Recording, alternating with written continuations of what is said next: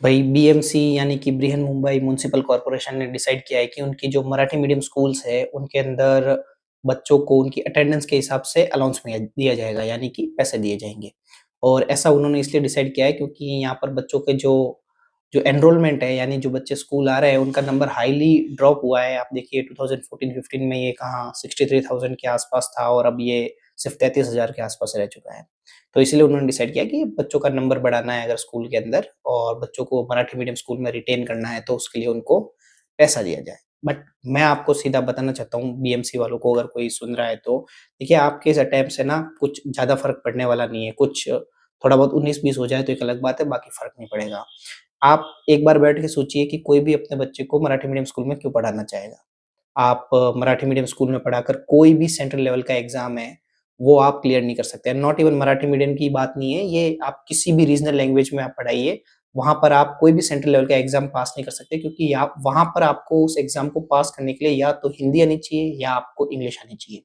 And Hindi भी आ रही है अगर आपको तो भी आप डिसएडवांटेज में हैं क्योंकि फिर आपको जैसे यूपीएससी लेवल का पेपर है तो आपको सीसेट का एग्ज़ाम देना पड़ेगा। वहाँ पर फिर से इंग्लिश है, वो बहुत कंपल्सरी है। अगर आपको इंग्लिश नहीं आती तो आप सीसेट क्लियर नहीं कर सकते। इवन इंग्लिश के जो बच्चे हैं उनको भी बहुत डिफिकल्टी फेस होती है उसको क्लियर करने में। तो रीजनल लैंग्वेजेस वाले जो भी हैं वो तो मतलब भूल ही जाइए।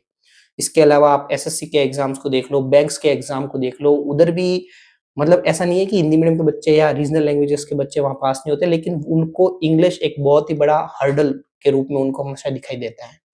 तो अगर ऐसी सिचुएशन है हमारे कंट्री के अंदर, तो कोई भी अपने माँ-बाप अपने बच्चों को क्यों किसी रीजनल लैंग्वेज के स्कूल में या मराठी मीडियम या हिंदी मीडियम, गुजराती मीडियम में क्यों भेजना चाहेंगे? तो ये इश्यू तो हमेशा रहना ही है। अगर आपको इस इश्यू को ओवरकम करना है ना, तो आपको दोनों में से कोई एक चीज़ करनी पड़ेगी।